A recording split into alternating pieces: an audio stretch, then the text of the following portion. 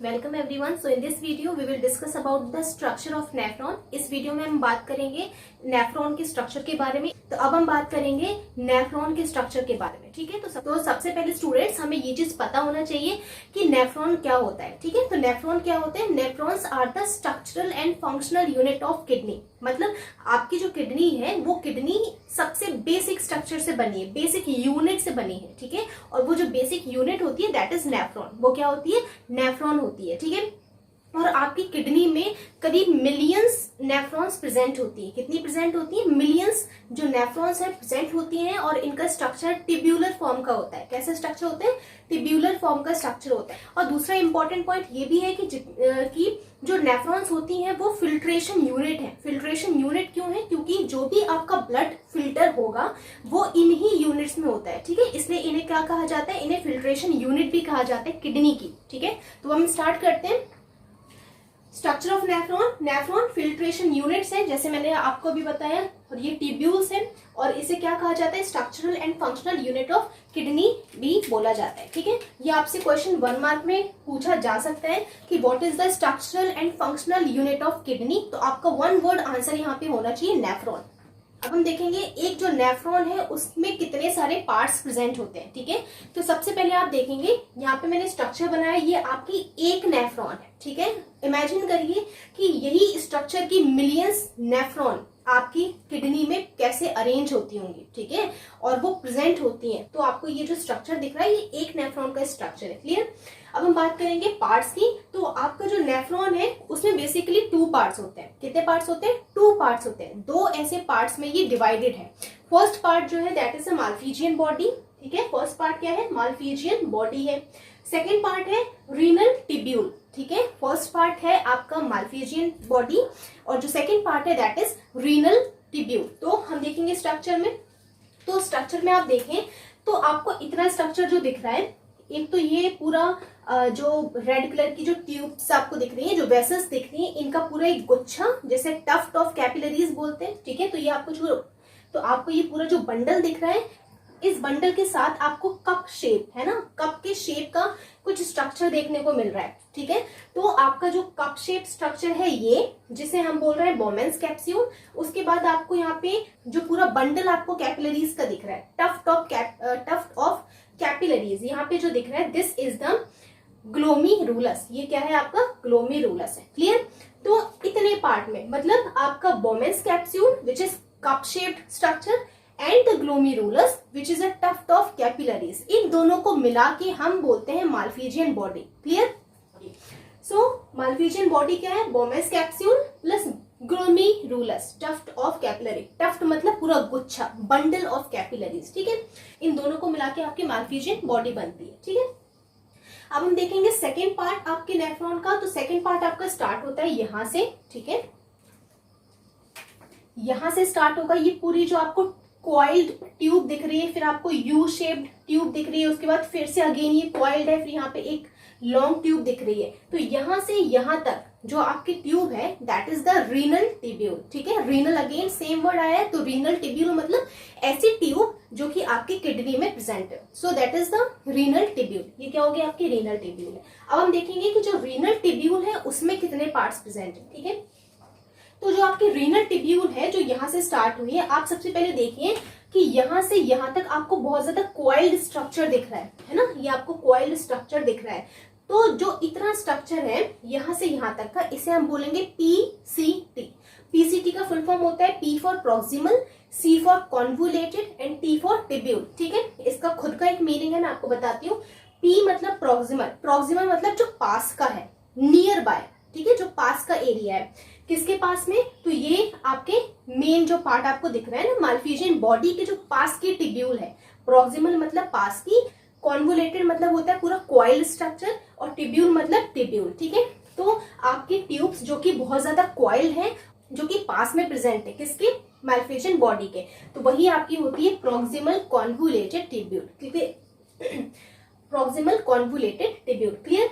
उसके बाद आप देखेंगे कि ये जो टिब्यूल है रीनल टिब्यूल, फिर वो नीचे जाएगी, नीचे जा रही है तो वो डिसेंड हो रही है। डिसेंड को क्या बोलते हैं?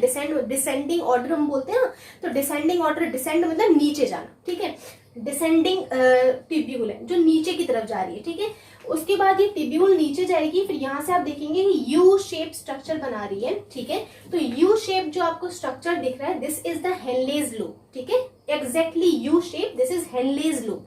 हेनले नाम क्यों दिया है? क्योंकि ये जो पर्टिकुलर पार्ट है इसकी डिस्कवरी एक साइंटिस्ट ने किया था जिनके सरनेम में हेनले आता है, ठीक है। तो इसलिए इसे बोला जाता है हेनलेज लूप। लूप मतलब एक टर्न जो है ना, गोल यू शेप जो है उसे हम लूप बोल रहे हैं। उसके बाद अगेन ये जो आपकी हेनलेज लूप है, फिर वो ऊपर की तरफ जा रहा है ना। एक तो नीचे की तरफ आया, ठीक है, फिर यू शेप बनाया, उसके बाद ये ऊपर चढ़ रही है। तो ऊपर वाली जो रहेगी उसे हम बोलेंगे असेंडिंग। असेंडिंग ऑर्डर बोलते हैं कि बढ़ता हुआ क्रम, ठीक है। So this is ascending loop of what? Of Henle's loop, ठीक है। उसके बाद असेंडिंग जो लूप है, फिर उसके बाद आप देखेंगे फिर से कॉइल्ड स्ट्रक्चर आपको देखने को मिलेगा। तो अगेन हेनलेज लूप के बाद जो कॉइल्ड स्ट्रक्चर आपको देखने को मिल रहा है, that is the distal convoluted tubule. अब डिस्टल मतलब क्या होता है? दूर की। डिस्टल का जो एक्चुअल मीनिंग है दैट इज दूर है, जो अवे है, थोड़ी दूर में लोकेटेड है, ठीक है।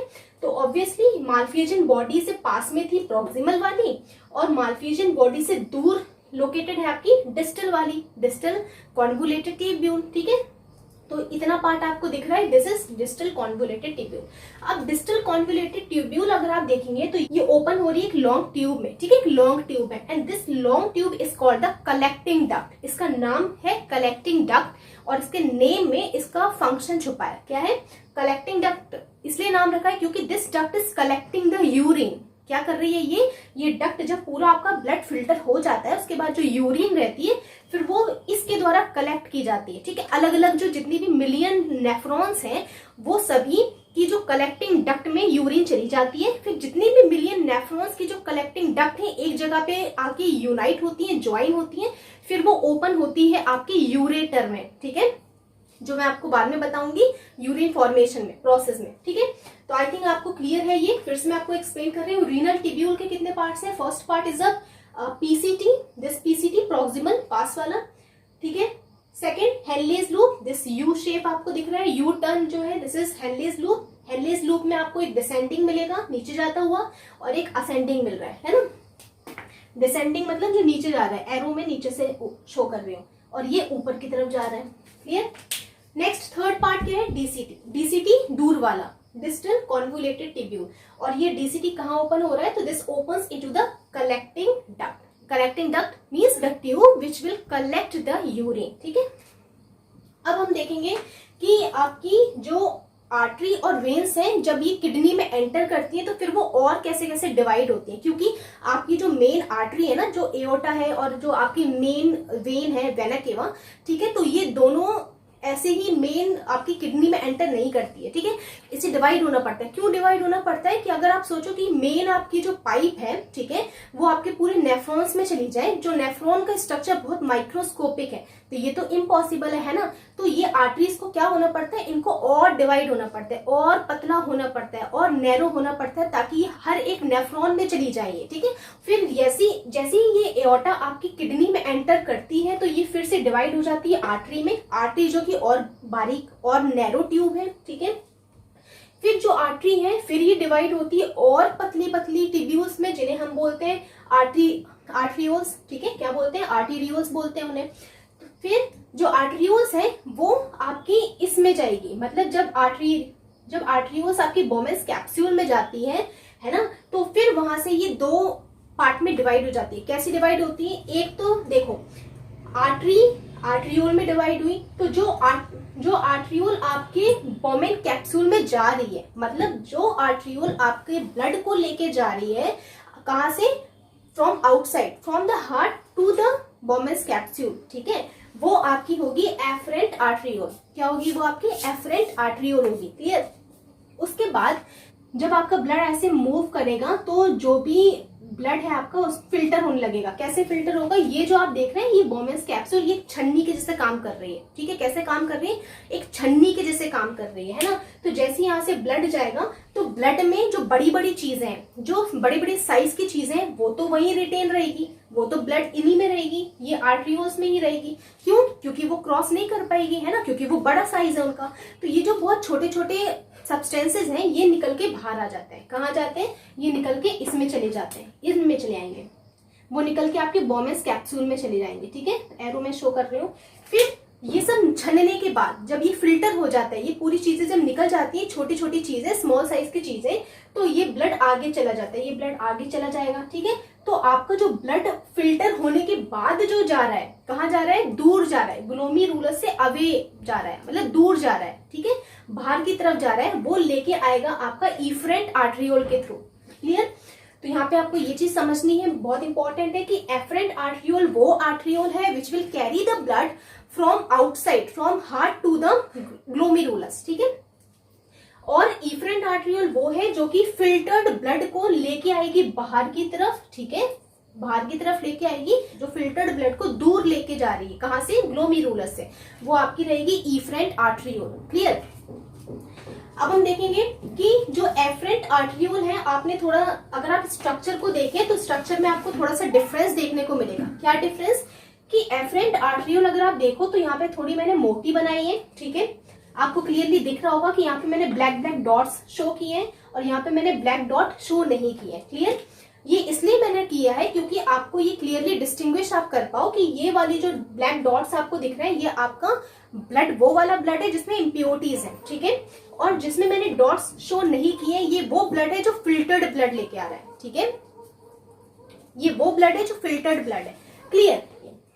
यही मैंने यहाँ पे लिखा है, thicker walls due to high pressure, high pressure क्यों, due to the presence of more impurities in it, and efferent arteriole, these are thinner walls, these have thinner walls due to the low pressure, while low pressure due to the absence of impurities because of the filtering of the blood. Clear. अब हम देखेंगे जो blood का passage कैसा है, कि जो blood है वो कहां से कहां तक मूव करता है, कैसे मूव करता है, क्या ट्रैक है उसका। तो फर्स्ट इज एओर्टा, ये आप देख रहे हैं, दिस इज एओर्टा, ठीक है, यहाँ से ब्लड जाएगा, यहाँ पे जाएगा, तो उसके बाद जो है वो आपकी आर्टरी है, तो यहाँ पे मैंने आर्टरी लिखी है। आर्टरी में जाने के बाद आपका जो ब्लड है वो जाएगा एफरेंट आर्ट्रियोल में, सो मैंने यहाँ पे लिखा है एफरेंट आर्ट्रियोल। एफरेंट आर्ट्रियोल से ब्लड फिल्टर हुआ, फिर निकल के जाएगा, दूर जाएगा, तो कौन लेके जाएगा, इफरेंट आर्ट्रियोल। तो this is efferent arteriole. Efferent arteriole आप देखेंगे, यही वो आर्ट्रियोल है जो आपके पूरे रीनल टिब्यूल को पूरी तरीके से सराउंड करके रखती है, घेरे रखती है, ठीक है। तो आप देख सकते हैं कि पूरी तरीके से घेरे हुए रखी है। क्यों इसने घेरा है, क्यों ये सराउंड करके रखी है, ये इसलिए सराउंड करके रखती है कि जब आपकी जो ये जो रीनल टिब्यूल है, इसमें जब हम फिल्टर होता है आपका ब्लड, तो उस फिल्टर्ड ब्लड में, यहाँ पे जब फिल्टर्ड ब्लड में बहुत सारी इंपॉर्टेंट जो सब्सटेंसेस जो होते हैं, लाइक ग्लूकोज हो गए, कुछ इंपॉर्टेंट आयंस हो गए, या एक्सेस वाटर जो है वो हो गया, ठीक है, कुछ अमीनो एसिड्स हैं, ये हमारे लिए तो यूजफुल होते हैं, ठीक है। तो ये भी क्या होता है, ये भी निकल के बाहर आ जाते हैं, ठीक है, कहाँ जाते हैं, इस रीनल टिब्यूल में आ जाते हैं। तो वापस से हमारा जो ब्लड है, आई मीन जो हमारी इफरेंट आर्ट्रियोल है, इसलिए प्रेजेंट होती है, सराउंडेड इसलिए होती है ताकि जो इंपॉर्टेंट चीजें जो निकल गई गलती से, वापस वो आगे जाके इनको एब्जॉर्ब कर ले, क्या कर ले, वापस उनको रीएब्जॉर्प्शन कर ले, है ना। इसलिए ये पूरी तरीके से सराउंड करके रखती है हमारी रीनल टिब्यूल को। क्लियर। फिर इफरेंट आर्ट्रियोल आप देखेंगे, ये पूरी इफरेंट आर्ट्रियोल है, ये कहाँ कनेक्टेड है, ये आपके वेन्यूल्स में कनेक्टेड है, वेन्यूज में कनेक्टेड है। आप देख रहे हैं ब्लू कलर की, ये वेन्यूज है, वेन्यूज मतलब कि माइन्यूट जो वेन्स रहती है वो आपकी, ये आप देख रहे हैं बहुत माइन्यूट ब्रांचेस, ये आपकी वेन्यूज हैं। उसके बाद वेन्यूज ये ज्वाइन होंगी, वेन बनाएगी, और ये वेन आपकी मेन वेना केवा में जाके ज्वाइन हो जाएगी। तो इस तरीके से आपका जो पूरा ब्लड है वो पूरा फ्लो होता है, ठीक है। तो ये आपका पैसेज है। अब इसके बाद हम समझेंगे यूरिन फॉर्मेशन, की यूरिन का फॉर्मेशन कैसे होता है। तो फर्स्ट हम स्टार्ट करते हैं with the 3 steps of the urine formation. तो सबसे पहले आपको ये चीज पता होनी चाहिए स्टूडेंट्स की जो यूरिन फॉर्मेशन है, आई मीन जो यूरिन का फॉर्मेशन जो होता है वो बेसिकली 3 स्टेप्स में कंप्लीट होता है, ठीक है। कितने स्टेप्स में कंप्लीट होता है, ये 3 स्टेप्स में कंप्लीट होता है। सबसे पहला जो स्टेप होता है that is the ultra filtration, ठीक है। फर्स्ट जो प्रोसेस है दैट इज अल्ट्रा फिल्ट्रेशन, और जिसे हम क्या बोलते हैं, जिसे हम बोलते हैं ग्लोमेरुलर फिल्ट्रेशन भी बोलते हैं। क्या बोलते हैं, ग्लोमेरुलर फिल्ट्रेशन भी बोलते हैं। अब ग्लोमेरुलर फिल्ट्रेशन इसे बोलते हैं, मतलब कि ऑब्वियसली ग्लोमेरुलस में होता होगा, ठीक है। ये जो फिल्ट्रेशन है वो कहाँ होता है, ये ग्लोमेरुलस पार्ट में होता है, ठीक है। सेकेंड जो प्रोसेस है दैट इज द रीएब्जॉर्प्शन। तो नेम है रीएब्जॉर्प्शन, मतलब री मतलब अगेन, फिर से, एब्जॉर्प्शन मीन्स एब्जॉर्ब हो रही है। मतलब रीएब्जॉर्प्शन प्रोसेस में बेसिकली वापस सब्सटेंसेस का रीएब्जॉर्प्शन हो रहा है, एब्जॉर्प्शन फिर से हो रहा है, ठीक है। उसके बाद जो थर्ड स्टेप है that is the tubular secretion, ठीक है। तो अब हम इसके बारे में देखेंगे one by one. So first जो प्रोसेस है दैट इज ग्लोमेरुलर फिल्ट्रेशन, जिसे हम अल्ट्रा फिल्ट्रेशन भी बोलते हैं, ठीक है। सो फर्स्ट आपको ये देखना है कि दिस अकर्स इन ग्लोमेरुलस। अब आप जितने भी पार्ट्स हैं उनसे तो अवेयर होंगे ही, ठीक है। तो आपको ये चीज पता है ग्लोमेरुलस कहाँ पे है, तो ग्लोमेरुलस आपको दिख रहा है this which is stuffed of capillary, ठीक है। ये जो पूरा गुच्छा दिख रहा है ये आपका ग्लोमेरुलस है। तो बेसिकली ये इस पार्ट में होता है, इसको मैंने थोड़ा जूम करके यहाँ पे बनाया है साइड में, जिससे आप क्लियरली समझ पाएंगे प्रॉपरली, ठीक है। तो ये आपका पूरा आपको दिख रहा है दिस इज ग्लोमेरुलस, और ये आपका बोमेंस कैप्सूल दिख रहा है, ठीक है। तो this is बोमेंस capsule and this is glomerulus. तो फर्स्ट जो प्रोसेस है, फर्स्ट जो स्टेप है, it occurs in this glomerulus part, clear. अब हम देखेंगे second point, filtration of blood under high pressure is called ultra filtration. अब यहाँ पे क्या होता है, आपको पता है ये वाली जो है आर्टेरियो, ये वाली जो आर्टेरियोल है जिसे हम क्या बोलते हैं, एफरेंट आर्टेरियोल बोलते हैं, ठीक है। This one is called the efferent arteriole. और मैंने आपको इससे पहले बताया था the pressure inside the efferent arteriole is high. क्यों हाई है, क्योंकि इसमें जो सॉलिड्स वगैरह बहुत ज्यादा होते हैं, ठीक है। वाटर के साथ सॉलिड्स का कंसंट्रेशन ज्यादा है, that's why the pressure is high, है ना। इस वजह से ये मोटी भी होती है। तो यहाँ पे प्रेशर कैसा है, यहाँ पे प्रेशर हाई है ना। तो जब आपका ब्लड यहाँ से यहाँ मूव करेगा, जो मैंने यहाँ पे एरो शो किए हैं, ये जो ब्लड आपका ऐसे मूव कर रहा है, तो जब ये पूरा जाल में, जब ये पूरा जो ब्लड है ना, ये पूरे एक जाल में जाता है ना, पूरा गुच्छे में पूरा तरीके से घूम के जब जाता है यहाँ से, तो यहाँ पे क्या होता है, फिल्टर हो जाता है। कैसे फिल्टर हो जाता है, सपोज मान लो कि आपके ये वाले ब्लड में क्या क्या है, आपके ये वाले ब्लड में अभी मान लो ग्लूकोज है, अमीनो एसिड्स हैं, ठीक है। आपका वाटर तो हो गई, उसके बाद यूरिया है, सोडियम आयंस है, ठीक है, पोटेशियम आयंस है, उसके बाद फैट्स है, प्रोटीन्स है, आरबीसीज हैं, ठीक है। तो आप देख लो, तो आप देख सकते हैं ये इतनी सारी चीजें अभी ये वाले ब्लड में जा रही हैं, ठीक है। अब जब ये ब्लड यहाँ से क्रॉस होता है ना, ग्लोमेरुलस से निकल के जाता है, तो क्या होता है, इसके थ्रू ये जो फिल्टर जो छन्नी जैसा काम कर रहा है, ठीक है, इसके थ्रू क्या होता है, जो आपका ब्लड है, ब्लड में कौन कौन सी चीजें, आपकी बड़ी बड़ी चीजें, big molecules like fats, proteins, RBCs, ये क्या हो जाते हैं, ये यहाँ क्रॉस नहीं कर पाते। क्या नहीं कर पाते, ये यहाँ से यहाँ क्रॉस नहीं कर पाते। कौन नहीं कर पाते, आपके प्रोटीन्स, आपकी रेड ब्लड सेल्स और आपके फैट्स हैं, और जो बिग मॉलिक्यूल्स है वो यहाँ पे क्रॉस नहीं कर पाएंगे क्योंकि वो बड़े हैं, ठीक है। बट ग्लूकोज हो गया, amino acids, water, urea, sodium, potassium, ये इजीली यहाँ से क्रॉस कर जाते हैं, ठीक है। यहाँ पे क्रॉस कर गए, तो उसके बाद जब ये क्रॉस कर जाते हैं, तो फिर जो छनने के बाद, मतलब जो फिल्टर होने के बाद जो आपको लिक्विड मिला, दैट इज कॉल्ड फिल्ट्रेट, ठीक है। और हम इसे क्या बोल सकते हैं, हम इसे बोल सकते हैं ग्लोमेरुलर फिल्ट्रेट।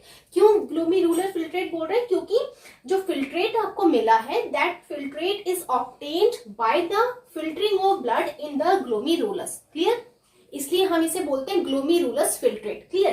तो अब आप देख सकते हैं कि आपका फिल्ट्रेट में अब क्या है, आपके फिल्ट्रेट में ग्लूकोज भी आ गया है, अमीनो एसिड्स आ गए हैं, वाटर है, यूरिया है, सोडियम है, पोटेशियम है, बट फैट नहीं है, ना ही प्रोटीन है, ना ही आपकी आरबीसीज है, क्योंकि वो बड़ी बड़ी थी, वो वहीं पे रिटेन कर गई, वो वहीं पे रिटेन कर ली गई है, मतलब आगे वो निकल गई है क्योंकि वो बड़ी थी, ठीक है। तो अब आपका जो ब्लड निकल के गया है ना, उसमें आपकी बड़ी बड़ी चीजें निकल के आगे चली गई जो इंपॉर्टेंट भी है। बट आप देख सकते हैं कि जो फिल्ट्रेट अभी आपको मिला है, इस फिल्ट्रेट में आपका ग्लूकोज है, water, sodium, potassium, amino acids, urea, कुछ विटामिन भी होते हैं, ठीक है। तो ये सब चीजें फिल्ट्रेट में आ गई है। अब आप देख सकते हैं इस फिल्ट्रेट में ग्लूकोज तो आपके लिए इंपॉर्टेंट है, वाटर भी इंपॉर्टेंट है, ठीक है, सोडियम, पोटेशियम, सॉल्ट भी इंपॉर्टेंट है हमारी बॉडी के लिए, अमीनो एसिड्स भी बहुत इंपॉर्टेंट है, बट यूरिया इंपॉर्टेंट नहीं है, ठीक है। तो यूरिया निकल गया, अच्छी बात है, और विटामिन भी इंपॉर्टेंट होते हैं। तो आप देख सकते हैं कि हमारी फिल्ट्रेट में अभी बहुत अच्छी अच्छी चीजें अवेलेबल है, मतलब जो हमारी यूजफुल चीजें हैं वो अभी भी फिल्ट्रेट में अवेलेबल है, ठीक है, जो निकल गई है। अब हम इसके बाद में देखेंगे, ठीक है। तो यहाँ पे देखिए, filtered out fluid is termed as glomerulus filtrate, filtered out मतलब दिस वन जो ग्रीन कलर से मैंने इंडिकेट किया, ये फ्लूइड को हम क्या बोल रहे हैं, ग्लोमेरुलस फिल्ट्रेट बोल रहे हैं। And this contains sodium, potassium ions, glucose, amino acids, uric acid in a very less quantity, बहुत ही कम क्वांटिटी रहेगी, और वाटर। ठीक है, तो आपको ये चीज पता होनी चाहिए। क्वेश्चन आपसे 1 मार्क क्वेश्चन यहाँ पे पूछा जा सकता है कि जो फिल्ट्रेट आपको मिला है, द ग्लोमेरुलस फिल्ट्रेट जो मिला है, इसमें क्या क्या कंपोजिशन है इसकी। ठीक है, तो आपको ये चीज पता होनी चाहिए। उसके बाद हम देखेंगे नेक्स्ट। तो अब आपका एक स्टेप यहाँ पे कंप्लीट हो गया है। अब हम देखेंगे second step, that is tubular reabsorption. Tubular reabsorption में क्या होगा, ये प्रोसेस इनमें होगा, ये देख रहे हैं आप, ये टिब्यूल में होगा। क्लियर, ये टिब्यूल में आपका ये प्रोसेस होगा। Which one, tubular reabsorption. ठीक है, अब हम देखेंगे जैसे ही अब ये फिल्ट्रेट आगे मूव करेगा, आगे कहाँ मूव करेगा, ये इन टिब्यूल्स में आएगा। ठीक है, तब तो जब ये आगे टिब्यूल में मूव करेगा, रीनल टिब्यूल में मूव करेगा, तो यहाँ पे होगा टिब्यूलर रीएब्जॉर्प्शन। ठीक है, अब किडनी टिब्यूल मतलब ये वाली जो ट्यूब्यूल आप देख रहे हो, ये बहुत ही ज्यादा थिन होती है, पतली लेयर से बनी होती है। अब इसका बहुत इंपॉर्टेंट बेनिफिट यहाँ पे ये है कि इसके पतले होने की वजह से, मतलब इसमें जो थिन लेयर है उसकी वजह से क्या होता है कि जो हमारी इंपॉर्टेंट चीजें चली गई ना फिल्ट्रेट में, वो इंपॉर्टेंट चीजें जो है वापस रीएब्जॉर्ब कर ली जाती है। ठीक है, ताकि वो निकल के ना चली जाए, नहीं तो ये हमारे लिए तो इंपॉर्टेंट है, हम अननेसेसरी इन चीजों को रिमूव कर देंगे बॉडी से। इसलिए जो इन सब्सटेंसेस का यूरिया को छोड़ के आपके amino acids, glucose, water, sodium, potassium and water, इन चीजों का वापस रीएब्जॉर्प्शन होता है। ठीक है, अब कैसे होगा हम देखते हैं। अब कैसे हो पा रहे हैं, due to the presence of thin layer in the renal tubule. Kidney tubule is made up of single layer of cells which helps in the reabsorption of glucose, amino acids, salts and water. Clear? ठीक है, अब हम देखेंगे इसके पीछे concept क्या है कि ये कैसे हो रहा है, इनका एब्जॉर्प्शन कैसे हो जा रहा है। ठीक है, अब एक चीज यहाँ पे आप देखिए कि जो वाटर का एब्जॉर्प्शन है, ठीक है, वाटर का एब्जॉर्प्शन तो हमें पता है ऑस्मोसिस के थ्रू हो जाएगा। अब आपका एक्सेस जो लिक्विड है, वाटर है, यहाँ पे प्रेजेंट है। ठीक है, टिब्यूल में प्रेजेंट है ना, और वो वाटर कहाँ पे ज्यादा है, आपके रीनल टिब्यूल में ज्यादा है, और आपके ब्लड वेसल में कितना है, कम है। ब्लड वेसल में जो वाटर है वो कम है और रीनल टिब्यूल में ज्यादा है। तो यहाँ पे क्या होगा, यहाँ पे रीनल टिब्यूल से आपका जो वाटर है वो आपके ब्लड कैपिलरी में आ जाएगा। तो ये तो हमें पता है कि वाटर का एब्जॉर्प्शन कैसे हुआ, by the osmosis process. Clear, but यहाँ पे अब सॉल्यूट्स का कैसे होगा। सॉल्यूट्स में तो ऐसा नहीं होता है कि सॉल्यूट्स बहुत ज्यादा अगर हाई एरिया में प्रेजेंट है तो वहां से लो एरिया में चले जाए, ऐसा नहीं होगा। तो उसके लिए क्या कॉन्सेप्ट है, तो उसके लिए कॉन्सेप्ट ये है कि जब हमारी बॉडी, ऐसे समझो आप, एक एरिया ये है, दूसरा एरिया ये है, यहाँ पे सॉल्यूट्स इतने हैं और यहाँ पे सॉल्यूट्स के नंबर्स बहुत ज्यादा है। ठीक है, सॉल्यूट्स बहुत ज्यादा है। ठीक है, तो एक एरिया जिसमें सॉल्यूट्स कम है, ठीक है, और दूसरे एरिया में सॉल्यूट ज्यादा है। अब क्या होगा, क्या ऐसा हो सकता है कि हाई से लो की तरफ मूव कर जाए। ऑस्मोसिस तो नहीं होता है, ऑस्मोसिस तो वाटर में होगा। ठीक है, अब ऐसे समझो कि यहाँ पे ज्यादा सॉल्यूट्स हैं। ठीक है, सॉल्यूट्स अभी आपके कहाँ पे ज्यादा है, इस कंडीशन में आपके सॉल्यूट्स अभी आपके रीनल टिब्यूल में ज्यादा है। ठीक है, हम चाहते हैं कि रीनल टिब्यूल से आपके जो सॉल्यूट्स हैं, कौन सॉल्यूट्स, ये इंपॉर्टेंट जो सॉल्यूट्स हैं ये आपके ब्लड में आ जाए। ठीक है, तो हम क्या करेंगे, हमारी बॉडी एनर्जी की हेल्प से इन सॉल्यूट्स को खींच के लेके आती है आपके ब्लड में। ठीक है, ब्लड वेसल्स में लेके आती है ना। तो यहाँ पे आपको एक चीज क्लियर होनी चाहिए कि जो वाटर का ट्रांसपोर्ट है वो ऑस्मोसिस के थ्रू हो जाएगा। क्लियर, वो तो पैसिव ट्रांसपोर्ट आता है। पैसिव ट्रांसपोर्ट मतलब कि ऐसा ट्रांसपोर्ट जिसमें एनर्जी की जरूरत नहीं है, वो अपने आप हो रहा है। और अपने आप क्यों हो रहा है, क्योंकि वो हाई से लो की तरफ जाता है। ठीक है, बट एक्टिव ट्रांसपोर्ट, बट इस कंडीशन में जब सॉल्यूट्स का ट्रांसपोर्ट होता है तो वो एक्टिव ट्रांसपोर्ट होगा। कैसा होगा, एक्टिव ट्रांसपोर्ट।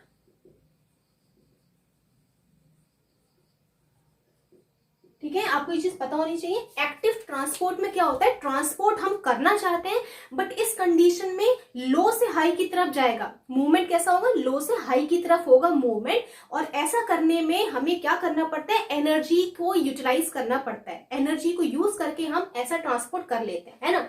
आपका जो सॉल्यूट से निकल के कहाँ चले जाएंगे, आपके ब्लड में चले जाएंगे। वापस ब्लड में आ गया, कौन आ गया, ग्लूकोज, अमीनो एसिड्स और इंपॉर्टेंट सॉल्ट्स आ गए। क्लियर, अब वाटर तो आ ही गया था, तो ये चीज आपको क्लियर होनी चाहिए। ठीक है, ये थोड़ा सा इंपॉर्टेंट पॉइंट है कि रीएब्जॉर्प्शन जो होता है सॉल्यूट्स एंड वाटर का, वो कहाँ पे होगा, रीनल टिब्यूल में होगा। अब हम देखेंगे थर्ड स्टेप क्या है? Tubular secretion. Third step is tubular secretion. आपको ये भी पूछा जा सकता है कि पीसीटी, हेनलेज लूप या डीसीटी में पर्टिकुलरली किन चीजों का रीएब्जॉर्प्शन होता है। तो मैं अभी आपको बताती हूँ। अब देखते हैं पीसीटी। जो पीसीटी है ना, इसमें पर्टिकुलरली आपका ग्लूकोज वगैरह हो गया, ग्लूकोज, अमीनो एसिड्स, ठीक है, और सॉल्ट्स वगैरह, ये इनका रीएब्जॉर्प्शन हो जाता है। क्लियर? हेनलेज लूप जब ये और नीचे आता है आपका फिल्ट्रेट, तो इस पर्टिकुलर हेनलेज लूप में मेनली ज्यादा अमाउंट में वाटर का रीएब्जॉर्प्शन होता है। ठीक है, जो वाटर है ना, वाटर सबसे ज्यादा अमाउंट में रीएब्जॉर्ब अगर किया जाता है तो वो आपके हेनलेज लूप में किया जाएगा। क्लियर?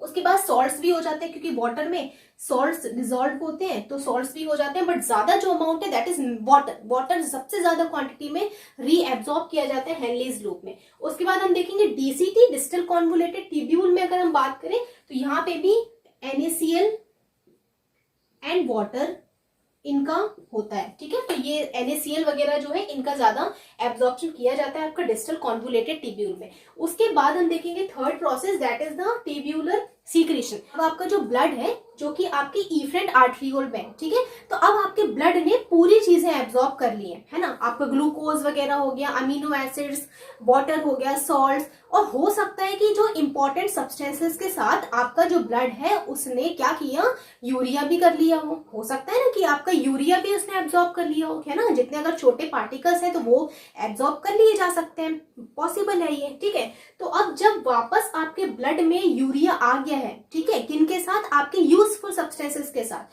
तो ये जो यूरिया है फिर से हमारी बॉडी से हमें रिमूव करना है। अब ये कैसे रिमूव किया जाएगा?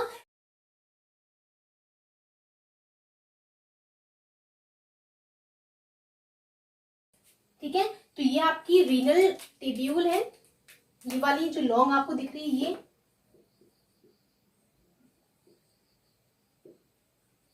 और ये आपकी इफरेंट आर्टरियोल है। ठीक है, ये वाली आपकी इफरेंट आर्टरियोल है।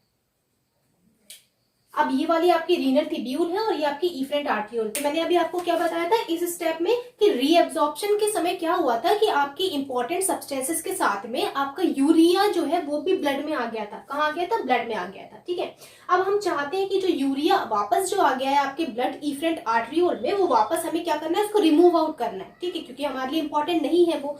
तो अब क्या होगा कि आर्टरियोल से, आई मीन आपके ब्लड वेसल से, अब यहाँ पे देखिए अलग अलग कलर्स आपको दिख रहे हैं, तो यहाँ पे इतना ध्यान दीजिए आप कि जो ब्लू कलर जो शो हो रहा है, जो ब्लू डॉट्स आपको दिख रहे हैं, ये आपका यूरिया है। मान लो कि ये आपका यूरिया है। ठीक है, तो जो ब्लू कलर आपको दिख रहा है ये आपका यूरिया। अब हम चाहते हैं, हमारी बॉडी चाहती है कि इस यूरिया को हटाना है। अब आपकी आर्टरियोल से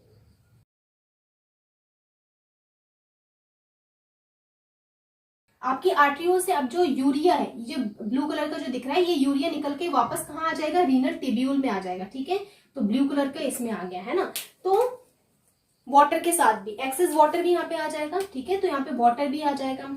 तो इस कंडीशन में क्या हो रहा है, इफरेंट आर्टरियोल से ब्लड वेसल में जो आपका यूरिया चला गया था वो वापस कहाँ जाएगा?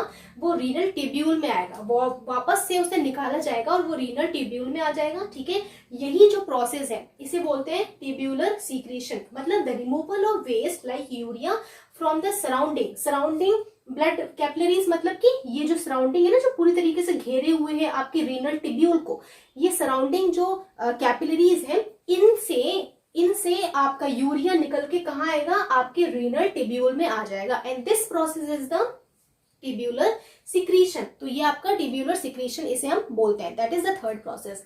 अब आपका क्या होगा, जो भी आपका लिक्विड है, अब आपका जो भी लिक्विड है, सपोज ये यूरिन, अब जो भी आपका यूरिन है वो निकल के कलेक्टिंग डक्ट में आ जाएगा। ठीक है, कहाँ पे आ रहा है? कलेक्टिंग डक्ट में। ठीक है, जितना भी यूरिन है आपका अलग अलग नेफ्रॉन से वो कलेक्टिंग डक्ट में जाके स्टोर हो जाएगा। क्लियर? अब हो सकता है कि कलेक्टिंग डक्ट में जो आपकी यूरिन आई है उसमें बहुत ज्यादा वाटर, अभी भी वाटर ज्यादा प्रेजेंट हो। तो अब क्या होता है, जैसे ही वाटर आपका कलेक्टिंग डक्ट आपके हेनलेज लूप को देती है, तो वापस यहाँ पर इस पर्टिकुलर हेनलेज लूप में वाटर का रीएब्जॉर्प्शन हो जाता है, क्योंकि ये इसका काम ही है। किसका काम? हेनलेज लूप का काम यही है कि वाटर का रीएब्जॉर्प्शन करना। ठीक है, जो अभी मैंने आपको जो पॉइंट बताया कि जो वाटर का एब्जॉर्प्शन है किस बेसिस पे? इस बेसिस पे कि आप वाटर को कितना कंज्यूम कर रहे हो, उस बेसिस पे यही जो प्रोसेस है इसे बोलते हैं ऑस्मो रेगुलेशन। मतलब आपकी जो किडनी है वो क्या करती है, अगर ज्यादा बॉडी में वाटर है तो उसको रिमूव आउट कर देगी, ठीक है। अगर बॉडी में वाटर बहुत कम है तो ज्यादा से ज्यादा वाटर को कंजर्व करने का काम करती है, और यही जो प्रोसेस है इसे हम बोलते हैं osmo regulation, which is one of the function of kidney, ठीक है। तो इसका पैसेज क्या है? इसका पैसेज है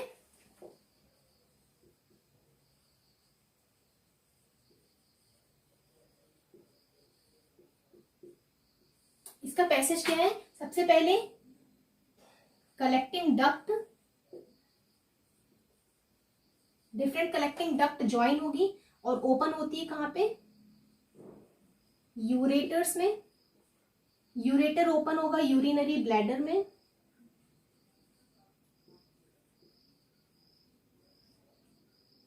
ठीक है। यूरिनरी ब्लैडर जो होगी वो यूरेथ्रा में ओपन होगी, उसके बाद यूरेथ्रल ओपनिंग से ये रिलीज आउट हो जाएगी बाय द प्रोसेस ऑफ मिक्सचुरेशन, ठीक है। तो ये पैसेज है यूरिन का। ये पूरा प्रोसेस था अबाउट द यूरिन फॉर्मेशन। इसके बाद हम देखेंगे next topic, that is dialysis.